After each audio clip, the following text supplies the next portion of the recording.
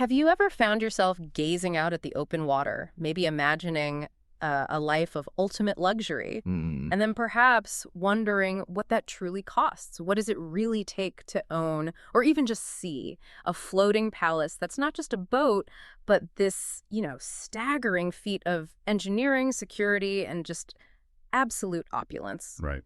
Well, today we're setting sail into pretty fascinating world of the top 15 most expensive super yachts in the world ever sold as of 2025. Sounds good.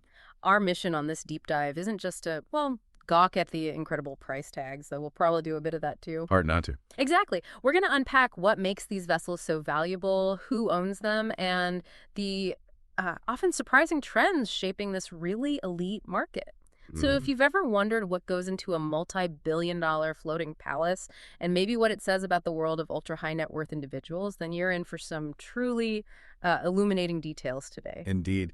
And I think beyond the sheer opulence, what's truly captivating, for me anyway, Uh-huh. are the incredible feats of engineering, the groundbreaking design, Yeah. and the often quite secretive technology that goes into these magnificent creations. It's really a testament to human ingenuity when, pushed by truly limitless budgets. Limitless is the word. And it often reveals quite a lot about the world these individuals navigate. Okay, let's unpack this then. Let's jump straight into the deep end with the undisputed champion, the History Supreme. Ah, yes. This super yacht comes in at a truly astonishing $4.8 billion. Billion. With a B. Mm-hmm. That's a figure that it almost defies comprehension. How on earth does a yacht cost that much? Well, it's utterly unique. Our sources tell us this 30-meter vessel, which took about 3 years to complete, is crafted from an astonishing 100,000 kilograms of solid gold and platinum. 100,000 kilos Yeah. of gold and platinum. That's right. We're talking about the base of the boat, the dining area, the anchor, the deck, the rail, even the staircases, all literally, steeped in these precious metals. So a vessel truly made of solid gold then? Wow. As I was researching for this deep dive, one detail truly caught my eye about the History Supreme's interior. Oh, yeah. Our sources mention the sleeping quarters feature walls made from meteoric stone. Okay, interesting. Right. But then it goes even further. Genuine T-Rex dinosaur bone shavings.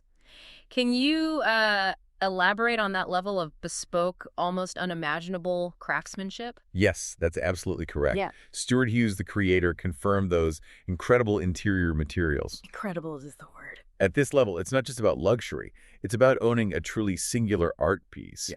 It's this blend of geology, paleontology, and an extreme, almost, conceptual level of wealth and bespoke craftsmanship. All right. Yeah. Imagine the conversation piece alone. Astonishing. So 1 minute you're sailing the high seas, the next you're sleeping next to a dinosaur. That's certainly a unique bedtime story. You could say that. And speaking of incredible engineering, let's shift our focus to number 2, the Eclipse, coming in at a cool $1.5 billion.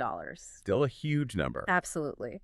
Owned by Roman Abramovich and built by Bloom plus Voss, this yacht once held the title of the longest and most expensive private yacht when it launched back in 2010. And what's truly fascinating here, I think, is the level of perceived threat that requires such advanced defense systems on a private vessel. Yeah, what do they got? The Eclipse boasts a missile detection system, self-defense systems, and even missile launchers. Missile launchers. Yeah. On a yacht. Yep. That tells you a lot about the world some of these owners inhabit, where personal security becomes, a paramount design consideration. It certainly does. Beyond the defense, though, the amenities are just mind-boggling. 24 guest cabins, 2 swimming pools, hot tubs, 3 launch boats, a mini submarine for, undersea excursions. Right, gotta have a sub. Even a disco hall. It makes me wonder, is there a line where everything for entertainment becomes too much, or are these owners constantly seeking new levels of onboard experience? That's an interesting question. I think for this segment of the market, the goal isn't just luxury. It's about unparalleled choice and self-sufficiency. Okay. This really highlights the concept of creating a truly isolated, self-contained world for those on board. Like a floating bubble. Exactly. If you can have every possible amenity and experience right at your fingertips without ever having to step foot on shore, then that becomes the ultimate expression of freedom and control for the ultra-wealthy. Makes sense. Okay, our third entry, Dilbar. Commissioned by Alisher Usmanov and named after his mother, another stunner from the famous Lursen shipyard. This one comes in at $880 million and measures 500 feet long. Another giant. This vessel offers pure luxury, really. 2 helipads. Two? Yep, 2 helipads, a 25-meter pool, a cinema, a spa, gym, nightclub. The interiors, as you expect, adorned with natural wood, marble, gold. Dorks. Pretty much. It's a testament to bespoke design and, well, those limitless budgets again. Truly a floating 5-star resort. Here's where it gets really interesting, though, and connects to what you said earlier about the world they navigate. Okay. We've seen that the superyacht market isn't immune to global events. Dilbar was briefly seized as part of sanctions against Russia, right? Right. It was. And then, after a court challenge, Usmanov got it back, and it subsequently went on the market in late 2023 for $800 million. It just highlights how these assets are not just static symbols of wealth, they're caught up in world affairs. Absolutely. This connects directly to the broader picture of asset seizures and how quickly ownership and market status can shift among the ultra-wealthy, especially in response to geopolitical circumstances. It doesn't just show the fluidity of these assets, but it also raises some pretty significant questions about the changing landscape for insuring and financing such high-value, sometimes politically sensitive possessions. That's a really good point, the risk factor. Exactly. It makes you wonder how future buyers and the institutions supporting them will navigate this new layer of risk. That's a profound point about the evolving risk landscape. Okay, now that we've seen some of the most expensive beasts, let's zoom in a bit on what makes them so special beyond just the precious metals.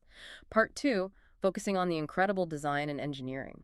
Kicking us off in this section is the $650 million Azam. Now, this super yacht actually took the title of the world's largest from Eclipse, measuring an incredible 180 meters. A real behemoth. And it's not just size. Azam is also one of the world's fastest super yachts. It was designed to be as fast as a Navy frigate, using similar technology. Seriously, like a warship. Pretty much. Yeah. It has different engines and modes, one for a sprint and another for long range, to achieve both incredible speed and efficiency, which is, quite a challenging engineering feat for a vessel of this scale. I'll bet. It can accommodate 36 guests and 80 crew, which is practically a small village in itself.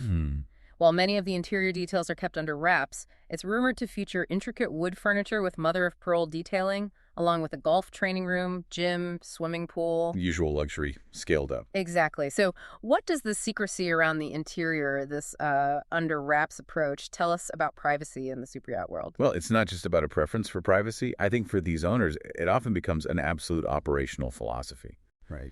I mean, imagine the level of public scrutiny and potential threats that necessitate creating these truly isolated, self-contained havens where every detail, even down to the interior decor, is a closely guarded secret. Yeah. It speaks volumes about the world some of these individuals inhabit and their desire for an almost impenetrable personal bubble. An impenetrable bubble. Good way to put it. Next up, we have Sailing Yacht A, priced at $578 million. This one's iconic. It really is. This distinctive vessel, designed by the legendary Philippe Starck, is truly an architectural statement with its unique 3 large masts and that stunning hull. It's hard to mistake it for anything else on the water. Absolutely. Its launch in 2017 was widely considered a triumph of design, really pushing the boundaries of what a sailing yacht could look like and be. And the amenities. Oh, it's packed. Pool, gym, jacuzzi, a beach club, a gorgeous water sports platform. It's as much a piece of art as it is a functional high-performance yacht. But unfortunately, it too faced those geopolitical hurdles we talked about. Right. It was seized by Italian authorities in 2022 due to sanctions against Russian billionaire Andrei Melnichenko. Yeah, again, it just reinforces that point about how global events can directly impact these incredible high-value assets. They're not immune. Definitely not. Okay, then there's A plus A, formerly known as Topaz, at $527 million. Built in the same German shipyard as Azam, this luxury motor yacht measures an impressive 147 meters. And it boasts features like zero-speed stabilizers, which are actually a crucial piece of tech. How so? Well, they keep the yacht perfectly level and stable, even when it's anchored or moving slowly in choppy waters. It ensures maximum comfort for everyone on board. Got it. Comfort is key. Absolutely.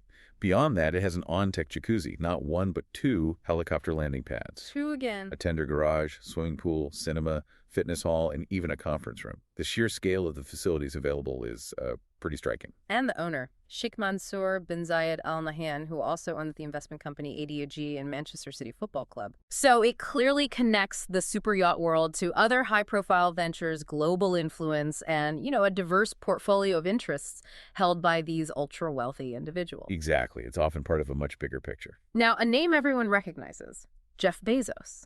His yacht, Kourou, delivered in early 2023 for a reported $500 million. It's over 400 feet of elegant schooner design. And its name, Kourou, is interesting. It comes from the Maori language, signifying new beginnings. It's perhaps a subtle nod to personal philosophy from one of the world's most prominent figures, choosing a symbol of growth and positive change. That is interesting. And what's really fascinating here, I think, is how Kourou highlights a growing trend. The yachting ecosystem. Ecosystem, how do you mean? Well, it requires a unique support vessel, the Abiona, which apparently carries everything from additional staff and provisions to a helipad for discreet arrivals. The shadow vessel, right. So this isn't just about having an extra boat. It seems to be about a complete logistical infrastructure needed to run these mega yachts seamlessly, like private, self-sufficient compounds. Exactly. It suggests that the yacht itself is just one part of an entire operational framework designed to facilitate the owner's lifestyle, wherever they are in the world. Right. It ensures everything from logistics to additional personnel is handled with the same level of luxury and efficiency as the main vessel. It's truly an extension of their personal infrastructure and a move toward ultimate self-reliance on the seas. Ultimate self-reliance. Okay, we've covered some truly immense vessels. Let's quickly highlight a few more examples of unique opulence and innovation from our list, maybe focusing on what these distinctive features tell us about the ultimate luxury experience. Sure. Some yachts, like Katara, built by Lursen for Sheikh Hamad of Qatar, priced around $400 million, prioritize extreme privacy. Most of its decks are covered. What does that specific design choice suggest? Well, it suggests that for some owners, the greatest luxury isn't necessarily outward display, but complete undisturbed sanctuary. It's about controlling one's environment and interactions on a level most of us can barely imagine, basically making the vessel an utterly private, personal island. A personal island. Then there are vessels that really push the boundaries of onboard entertainment and self-sufficiency.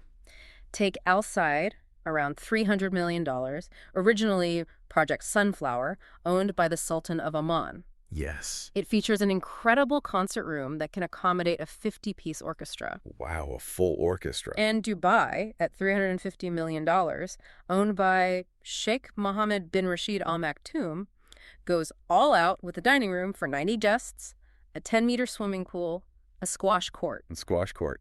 On a yacht. And even a lobster tank. Okay, the lobster tank is something else. This really shows the incredible diversity of vision, doesn't it? It does. These aren't just yachts. They are floating extensions of the owner's passions and hobbies. The lobster tank on Dubai, for instance, highlights a desire for absolute freshness and maybe culinary self-sufficiency. Right. While the concert hall on Al Said speaks to a dedication to arts and culture, completely unbound by geographical location. It's about bringing entire experiences onto the water. Bringing the world aboard. And then there's Super Yacht A, the motor yacht, also designed by Philippe Starck, owned by Andrei Melnichenko, around $323 million. It's known for its truly transformative interior. How so? With moving walls and guest cabins that convert into larger staterooms. What a brilliant example of design freedom and adaptability. That truly highlights the designer's freedom, the freedom the owner gave him. The ability to reconfigure space on demand offers a level of flexibility that is, well, unprecedented in conventional architecture, let alone on a vessel. Yeah. It speaks to a desire for dynamic, adaptable spaces that can cater to various needs at a moment's notice. Incredible stuff. Okay, other notable mentions. Lady Georgia recently sold for $352 million, known for its high-performance engine, good for global trips. Speed and range, important factors. Radiant, $320 million, which is apparently one of the most expensive private yacht charters, so you can actually rent a piece of this lifestyle if you have the cash. A taste of ultra-luxury, yeah. For a wider, albeit still very exclusive, clientele. Serene, at $330 million, with a beauty salon and dance floor showing the breadth of amenities. Oh. And finally, Polaris, also around $300 million, which has seen upgrades like a second helipad and those zero-speed stabilizers, showing continuous investment even years after its initial build. Right, they're often refitted and upgraded over time. It all just goes to show how diverse the visions are for these floating palaces. Absolutely. So we've journeyed through these individual marvels, but what does this parade of opulence tell us about the broader landscape? Let's zoom out now to part three and examine the superyacht industry itself, its surprising resilience, and the fascinating trends shaping its future. Okay. Well, the superyacht market was valued at around $10 billion in 2023. And despite what you might expect, given global events, it's incredibly robust. $10 billion. Dollars. And robust. Very. It has a healthy compound annual growth rate, or CAGR, that's the steady year-over-year growth projected somewhere between 6.7% and 8.6%. Wow. And experts are predicting it will balloon to $18 billion, or potentially more, by 2032. So despite significant global headwinds, pandemics, sanctions, economic wobbles, this market isn't just holding steady, it's projected to soar. That's quite a statement about the enduring appeal of these assets. It is, especially when you consider the challenges it has faced. You mentioned COVID-19. That initially caused a decline in sales as potential buyers, postponed purchases. Yeah. However, the market then swiftly bounced back. Superyachts, perhaps ironically, became attractive because they offered isolation and safety in luxurious conditions during a global health crisis. The ultimate quarantine location. Kind of, yeah. For many ultra-high net worth individuals, the ultimate luxury became a self-contained, secure bubble away from perceived global threats. Okay, what other challenge? Well, then came the Russian sanctions, which led to significant seizures of fortunes and yachts, given that many prominent buyers were Russian oligarchs. That definitely sent ripples through the market. Right. And finally, you have just general global economic chaos, central banks cutting interest rates, and even a slight decline noted in the overall number of billionaires worldwide. All things that you'd think might impact demand. Yet the market continues to defy expectations. What makes it so resilient even with these blows, particularly when we talk about, a $10 million starting point for even a modest superyacht? Exactly. The market continues to show resilience at basically every level. That modest $10 million entry point still caters to a growing pool of ultra-high net worth individuals who might be new to yachting or perhaps prefer a smaller, more manageable vessel. So there's depth to the market. There is.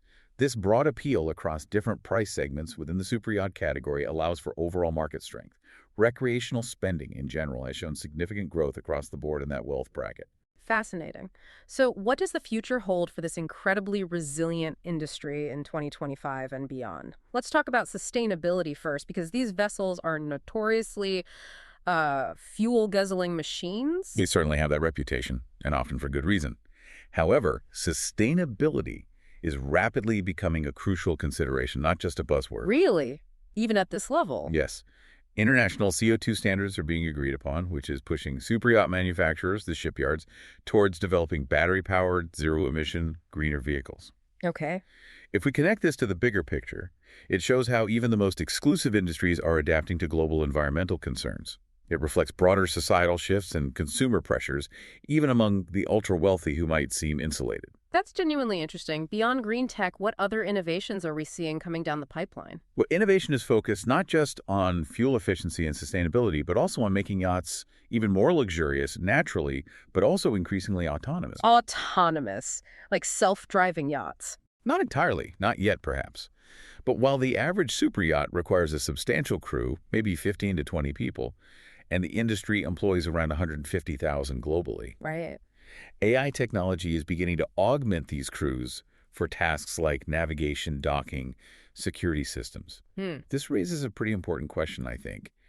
How will AI redefine the experience of privacy and service on board these vessels? Yeah, it's a big one. Will it lead to an even more personalized, discrete experience, or maybe shift the very nature of human interaction on these floating estates? It's something to watch. Definitely something to watch. And bringing it back to demand, what about the growth of wealth itself as a market driver? Is that pool still expanding? The continued growth of ultra-high net worth individuals globally is, of course, a key driver. That's fundamental. Sure. And the numbers back that up. As Fraser Yachts Marketing Insights for 2023 revealed, around 40% of charter customers, people renting these yachts, are actually new buyers. 40% new. Wow. Yeah. This indicates a strong, sustained appetite and demand for superyachts. People are viewing them not just as a powerful status symbol, but as an ultimate source of unique experiences, unparalleled freedom, and, self-contained enjoyment for themselves and their families. Wow.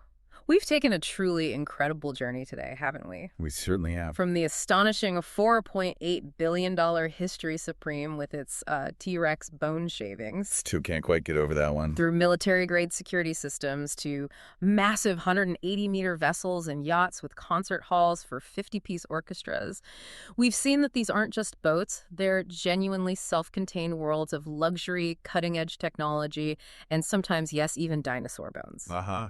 And the market itself shows this incredible resilience in the face of pretty significant global challenges. It really does. These vessels truly represent the pinnacle of bespoke design, technological advancement, and an enduring symbol of wealth and status. And crucially, I think we've seen how this industry is constantly adapting to new challenges and demands, from geopolitical pressures to environmental concerns, always striving for that next level of exclusivity and innovation. It really makes you wonder, doesn't it? Considering the accelerating drive for sustainability and the relentless rise of AI, what do you imagine the most expensive super yacht of, say, 2035 will look like? What completely new feature will define its ultimate luxury beyond anything we've even discussed today?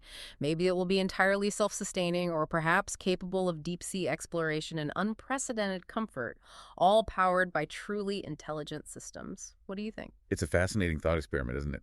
The only constant here, it really seems, is boundless innovation and the unwavering pursuit of ultimate luxury, whatever form that takes next. Well, keep exploring and observing how these trends unfold in the world around you. Thanks for joining us on this deep dive. My pleasure.